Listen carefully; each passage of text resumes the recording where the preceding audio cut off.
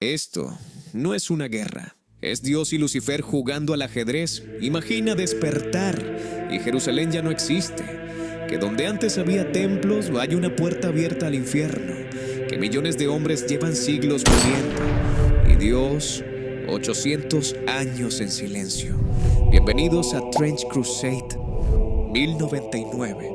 Todo comenzó con la primera cruzada. Miles de caballeros marcharon hacia Jerusalén creyendo hacer la voluntad de Dios, pero entre ellos estaban los caballeros templarios. Y algo tan monstruoso ocurrió que no se atrevieron a escribirlo: el acto de la herejía suprema. Nadie sabe exactamente qué hicieron, pero sí sabemos las consecuencias. Jerusalén desapareció, la tierra se abrió, el cielo ardió y las puertas del infierno aparecieron. Ese día no comenzó una guerra, comenzó una condena eterna, porque desde las profundidades algo respondió. 1101. Solo 2 años después llegó el año de las 3 batallas. Los herejes ya no luchaban solos.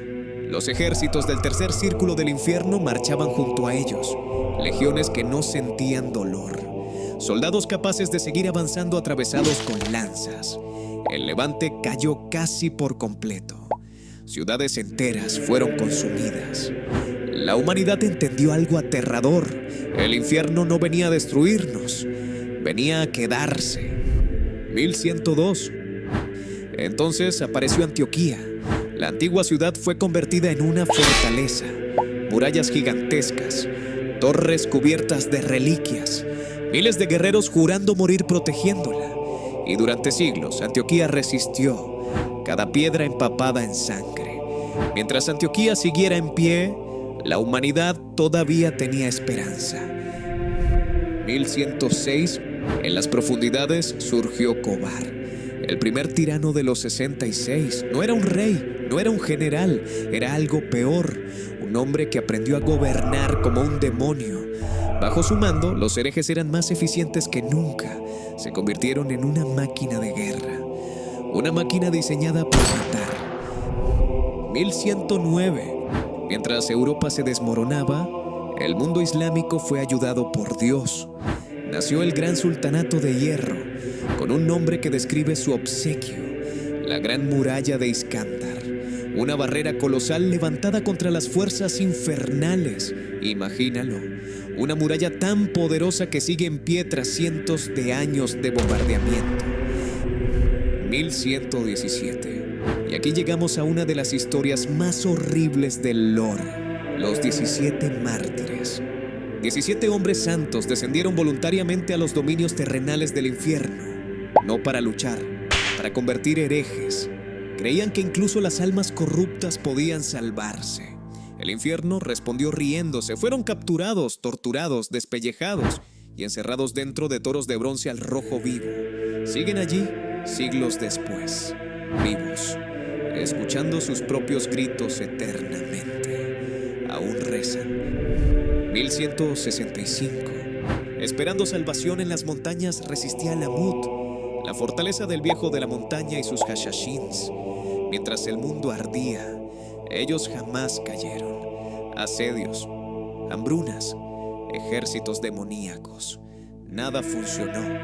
Durante siglos las fuerzas del infierno observaron esa fortaleza como si fuera una espina clavada en la garganta del mundo.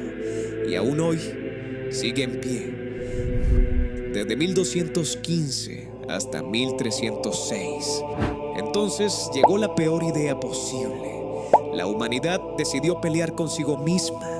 Las guerras del triclavianismo dividieron a la iglesia. Mientras el infierno avanzaba, los fieles se quemaban entre ellos.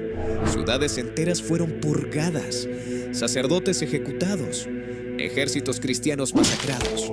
Millones murieron y los herejes ni siquiera tuvieron que esforzarse, solo observar, porque no existe arma más poderosa contra la humanidad que la propia humanidad. Desde 1346 hasta 1353. Y entonces llegó la plaga. Belcebú liberó el culto del grial negro. No era una enfermedad normal, era demoníaca.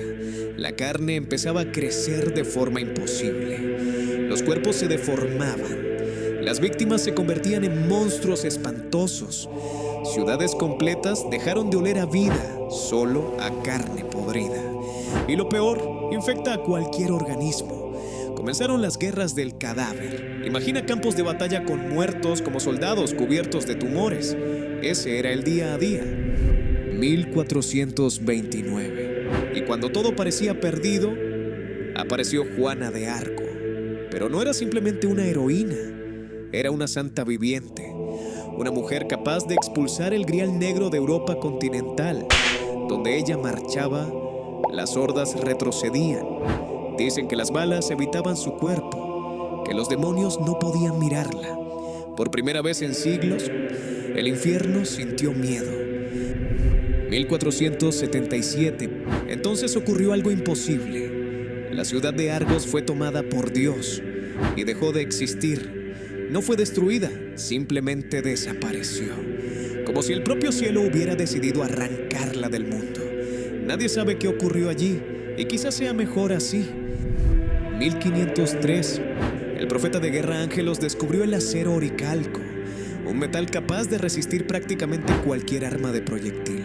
Era absurdamente caro, pero cambió la guerra para siempre. Caballeros blindados avanzando entre el fuego, convertidos en fortalezas humanas. En Trench Crusade, incluso la ciencia viene de milagros. 1545. Y entonces cayó Antioquía, la ciudad que había resistido durante siglos. Desapareció en un instante, destruida por un arma infernal desconocida. Ni siquiera quedaron ruinas dignas, solo polvo. Imagínate lo que sintió la humanidad ese día. La fortaleza que simbolizaba la resistencia absoluta, borrada. Si Antioquía podía caer, cualquier lugar podía. 1573. Después llegó la Orden Sagrada del Dragón y respondió con terror. Tras la destrucción de Bizancio, los herejes avanzaban imparables. Entonces, Huallacha se convirtió en un matadero. 1 millón de herejes empalados. Sí, 1 millón. Colinas enteras cubiertas de cuerpos atravesados. El mensaje era claro. La humanidad todavía tenía dientes. 1595. Las murallas de Nueva Antioquía fueron completadas. Porque la humanidad siempre reconstruye, aunque sepa que volverán a destruirlo todo. Eso es Trench Crusade. Un ciclo eterno de ruinas. Y hombres demasiado orgullosos para rendirse. 1666. Entonces llegó el año de las 6 desgracias. Los herejes capturaron Gibraltar y con ello acceso al Atlántico. Europa ya no estaba protegida. El océano se convirtió en otra línea de frente. Barcos demoníacos, corsarios infernales, ataques costeros constantes. El mundo entero empezó a sentirse pequeño. 1670. Inglaterra respondió construyendo la Gran Fortaleza Móvil. Una fortaleza gigantesca diseñada para resistir el fin del mundo. Porque para entonces, todos entendían algo, la guerra jamás terminaría. 1703. Y aquí ocurre algo digno de una película. Un grupo de caballeros hebreos salió de una fortaleza secreta y destruyó Acre, la última fortaleza templaria. Por fin se libraron de los herejes. Contra todo pronóstico, una victoria que por fin destruyó a los culpables. 1805. Aquí llegó la batalla de los acantilados sangrientos. La flota hereje dirigida por el alto capitán Ranga aplastó a Inglaterra. El almirante Nelson murió en combate. Piensa en lo aterrador que fue aquello. Si incluso Inglaterra podía sangrar, nadie estaba a salvo. 1807. Eire fue invadida. Otra tierra consumida por la guerra eterna. Otra generación nacida directamente dentro del horror. Y aunque fue liberada, recuerda que en este universo la paz es un recuerdo mitológico.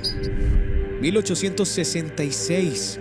Y entonces el infierno evolucionó. En secreto, científicos herejes ayudados por el demonio Marvas construyeron los primeros submarinos modernos. Ya no bastaba con controlar la Tierra.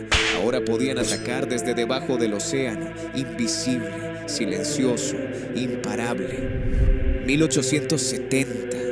Las flotas submarinas herejes devastaron el comercio mundial. El hambre se extendió por todas partes. Muchos no murieron en batalla, murieron lentamente, mirando a sus hijos quedarse sin comida. 1872. Los herejes tomaron Rijeka y desde allí lanzaron la conquista del continente europeo. Europa ya no era una fortaleza, era una trinchera gigantesca esperando derrumbarse. 1894.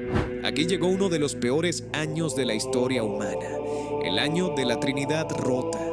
Los comandos de la muerte asesinaron simultáneamente al sumo pontífice, a la gran profetisa Elia y al emperador del Sacro Imperio. El mundo quedó paralizado, caos y pánico, y justo entonces llegaron los tanques. Legiones herejes avanzaron junto a pretores del Séptimo Círculo. Acero, barro, sangre, fuego. Aquí nació realmente el mundo de Trench Crusade que conocemos, una guerra brutal con demonios. 1899. Mientras el mundo se hundía, la iglesia inició un programa espacial. Sí, espacial, porque cuando luchas contra el infierno durante siglos, acabas mirando hacia las estrellas buscando ayuda o escapatoria. 1907. Entonces, Britania terminó su gran proyecto para pelear en mar, una ciudad blindada capaz de desplazarse por tierra, mar y aire. Imagínate ver eso cruzando el horizonte entre humo y cadáveres. No parece humano, parece que fue un regalo de Dios. 1910. La batalla de Córdoba convirtió la ciudad en un infierno de artillería. Los herejes bombardearon sin descanso, pero no consiguieron atravesar Hispania. Fue una carnicería inútil, exactamente igual que todas las guerras de Trench Crusade. 1914.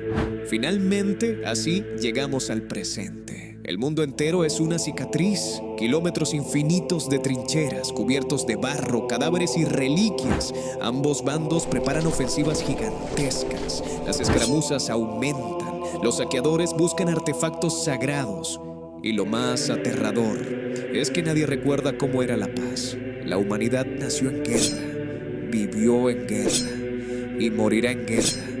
Porque Trench Crusade no trata sobre ganar, trata sobre resistir un día más, un último día, una última oración, una última bala. Y ahora dime, si este fuera tu mundo, ¿cómo intentarías ganar esta guerra imposible a los demonios?